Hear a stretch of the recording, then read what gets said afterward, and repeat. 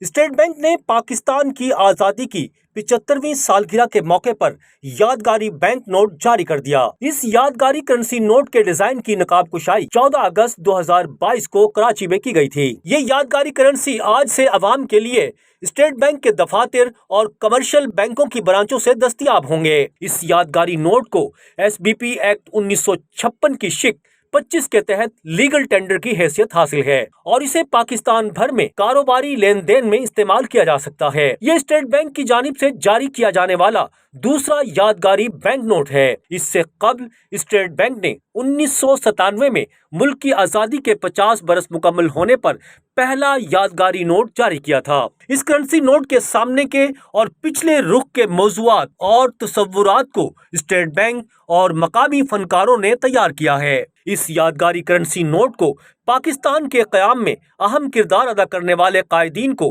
خراج تحسین پیش کرنے، موسمی تبدیلی اور ہمارے ماحول پر اس کے اثرات سے متعلق آگاہی پیدا کرنے کے لیے ڈیزائن کیا گیا ہے۔ نوٹ کے سامنے کا رخ قائد اعظم محمد علی جناح، علامہ سر محمد اقبال، محترمہ فاطمہ جناح اور سر سید احمد خان کی تصاویر سے مزین ہے۔ اس یادگاری کرنسی نوٹ کا پچھلا رخ ماحولیاتی تبدیلی اور پاکستان پر اس کے اثرات سے ہماری قومی وابستگی کو اجاگر کرتے ہیں۔ کرنسی نوٹ کی پشت پر قومی جانور مارخور اور قومی درخت دیودار کی تصاویر بھی ایسی انواع کی معدومی کے خطرات اور انہیں تحفظ فراہم کرنے کی ضرورت کو اجاگر کرتے ہیں۔